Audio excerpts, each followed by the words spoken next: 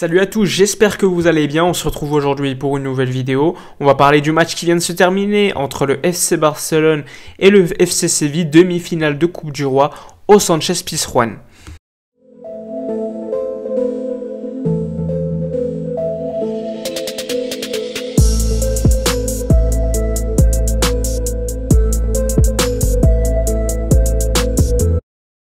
Avant de commencer la vidéo, je voulais vous présenter l'application numéro 1 de l'actualité du football, c'est l'application OneFootball.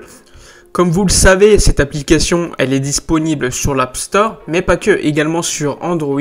Donc si vous voulez suivre l'actualité du football de ton club préféré, pour voir l'actualité mercato, les résultats des matchs, eh bien je t'invite à aller voir le lien dans la description, le lien pour télécharger l'application OneFootball. Personnellement, moi je l'ai téléchargée, je la trouve super, déjà au niveau du design, au niveau des notifications, tu peux recevoir toute l'actualité du football en live, et ça franchement ça aide, surtout quand tu sors du travail, etc. Donc avec cette application, tu peux te tenir au courant de l'actualité du Barça, de tous les clubs européens, et franchement, ça fait plaisir.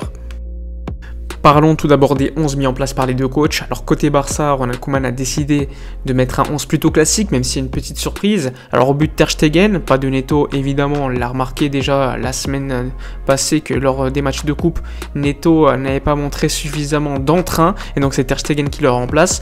Ensuite, les latérales droits, c'est le joueur Junior Firpo qui est préféré à Serginho Dest ainsi que Sergi Roberto qui sont blessés, donc assez logiquement c'était soit Mingueza soit Junior Firpo, c'est Junior Firpo qui a été choisi, et ainsi Mingueza lui jouera en défense centrale accompagné de Samuel Umtiti, donc pas de Clément Lenglet, et sur le côté gauche, pas de surprise, c'est Jordi Alba.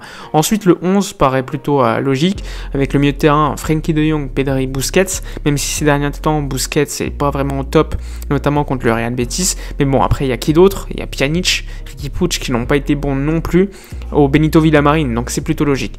Ensuite l'attaque, elle est composée de Lionel Messi, Antoine Griezmann ainsi que Ousmane Dembélé. Donc c'est l'attaque type du FC Barcelone avec les blessures de Coutinho, Ansu Fati, etc., etc. En plus de ça, tu as Martin Braithwaite qui est hors du groupe pour également une blessure. Donc pas de surprise aux côtés des attaquants. Niveau effectif, le Barça aujourd'hui est en délicatesse, pas mal de blessés, Araujo notamment.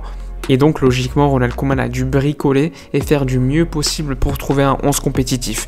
Côté FC Séville, c'est un 11 également compétitif, puisqu'il y a quand même des joueurs comme Alex Vidal qu'on connaît très bien, Koundé, Diego Carlos qui sont quand même des joueurs très intéressants en défense centrale. T'as Rakitic, Jordan, Papou Gomez, En-Nesyri qui est le meilleur attaquant de la Liga avec Luis Suarez et Messi au niveau statistique. Donc il y a un 11 également très compétitif mis en place par Julen Lopetegui. Évidemment tu as quelques absences très importantes, notamment de Jesus Navas, mais globalement ça reste quand même une équipe très compétitive. Enfin bref, après vous avoir évoqué les deux 11 mis en place par Julen Lopetegui ainsi que Ronald Koeman, on va commencer par parler du match en lui-même en commençant par la première mi-temps.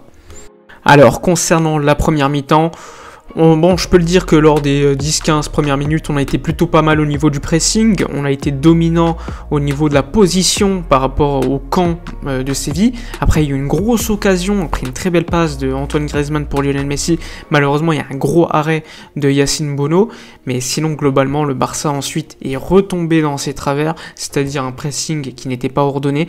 On a laissé beaucoup plus le ballon au FC Séville, et véritablement, tout ce qui a changé, à mon avis, en première mi-temps, c'est le but magnifique de Jules Koundé. Juste avant, il a une occasion où il met une frappe qui passe pas loin du poteau de Marc-André Ter Stegen, et quelques minutes plus tard, il va se jouer de la défense du Barça. Il faut le dire, Samuel Umtiti se fait littéralement bouger, t'as Busquets qui fait rien, et évidemment, Jules Koundé, tu lui laisses deux occasions, ça fait but, et là il marque le 1-0, et à partir de là, on a vu un Barça quand même amorphe, sans création, sans dangerosité. On a vu un Barça avec beaucoup moins le ballon, on leur a laissé littéralement. Évidemment, encore une fois, En-Nesyri à un moment donné, il est à deux doigts de mettre une vitesse à Umtiti, et Umtiti, on voit qu'il est en difficulté. Et heureusement que le ballon va un peu trop loin, sinon ça pouvait faire 2-0. On a énormément souffert, alors qu'au début du match, au niveau du pressing, ça a été plutôt intéressant. Donc le but, évidemment, à mon avis, a fait énormément de mal dans les têtes des joueurs du FC Barcelone.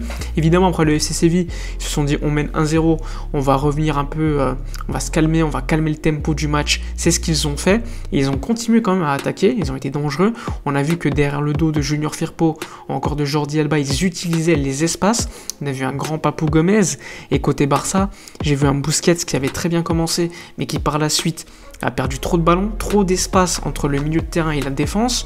On voyait un Mingueza qui est certes en train de dépanner, mais bon, c'est pas le niveau du FC Barcelone. On a vu une défense très en difficulté. Je ne sais pas ce que ça va donner lors des prochains matchs, notamment contre le Paris Saint-Germain, mais au vu de la première mi-temps, ça peut faire quand même très peur. Offensivement, on a créé peut-être une occasion, c'est la frappe de Lionel Messi qui a été arrêtée par le gardien, mais globalement il n'y a pas eu d'autres frappes dangereuses, il n'y a rien eu du tout, même pas de situation. Il y a eu quelques centres de Jordi Alba qui n'ont pas été très bons, ce qui a évidemment permis à Séville de récupérer assez rapidement le ballon, mais globalement Pedri, Frenkie de Jong ont été beaucoup trop neutres. Ousmane Dembélé a essayé de dribbler, mais parfois il perdait des ballons. Enfin bref, il a essayé, mais c'était pas suffisant. Globalement, l'équipe a quand même été assez neutre, même si on avait très bien commencé. Et le FC Séville, globalement, mérite le 1-0. Surtout que juste avant la mi-temps, ils ont encore une fois une grosse frappe et il faut un arrêt avec la main opposée de Ter Stegen pour te sauver du 2-0. Enfin bref, si on devait résumer cette première mi-temps, c'est quand même plutôt bof, décevante.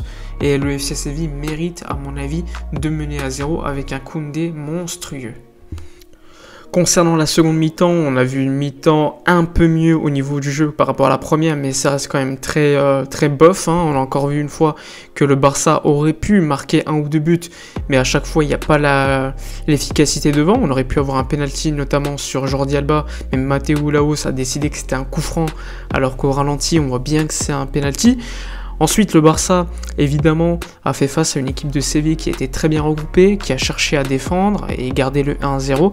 Et évidemment, le Barça s'est donc livré en voulant égaliser. Et c'est à partir de là qu'on s'est fait punir, avec encore une fois une mauvaise gestion de la profondeur de la part de Samuel Umtiti. Et c'est le 2-0 sur un but de Ivan Rakitic.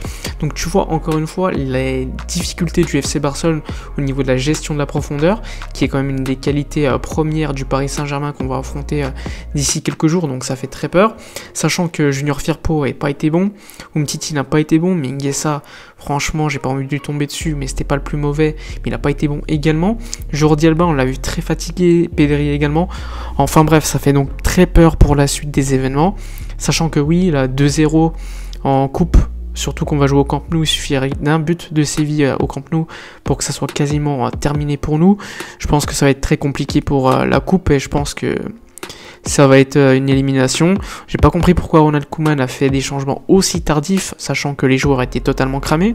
On a vu énormément de joueurs finir avec comme Frenkie de Jong ou Jordi Alba qui avait carrément des crampes, Pedri qui a demandé à sortir pour une rentrée très Putsch. Enfin bref, il y a pas mal eu de décisions de Ronald Koeman qui n'ont pas été prises en temps voulu.